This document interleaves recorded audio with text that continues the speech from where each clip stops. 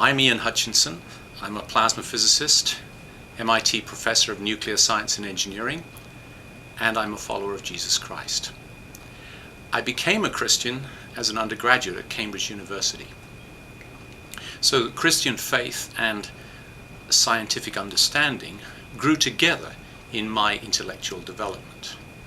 Perhaps that's the reason why I never felt the sort of conflict between science and faith that is commonly presupposed and promoted in America today.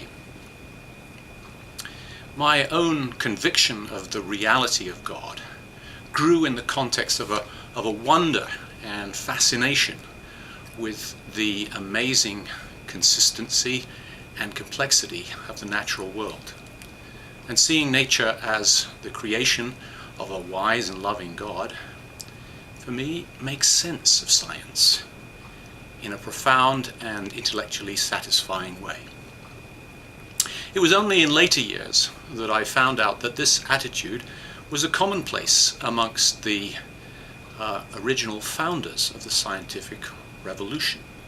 They saw no inherent conflict between their faith and science. And in fact, a good case can be made that the biblical worldview served as a kind of fertile intellectual climate in which science grew and prospered.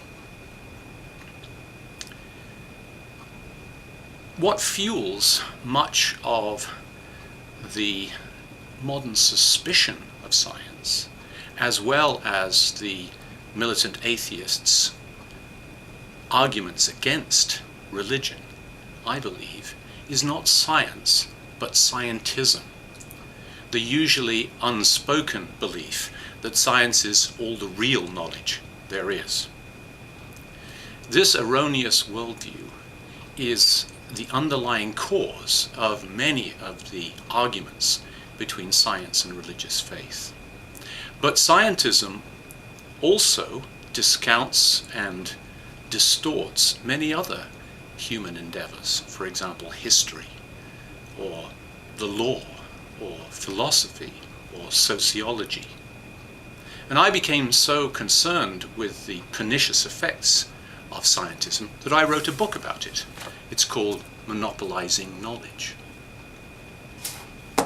Repudiating scientism is the most important way to make progress in understanding the relationship between science and religious faith.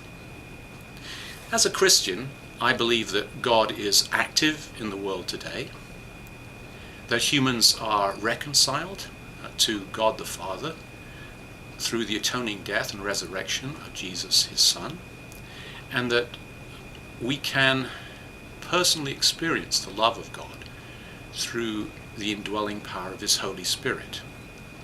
And to me, this is a reality. It's not something that I discover through science, but it is fully compatible with the modern understanding of the world of nature that science brings.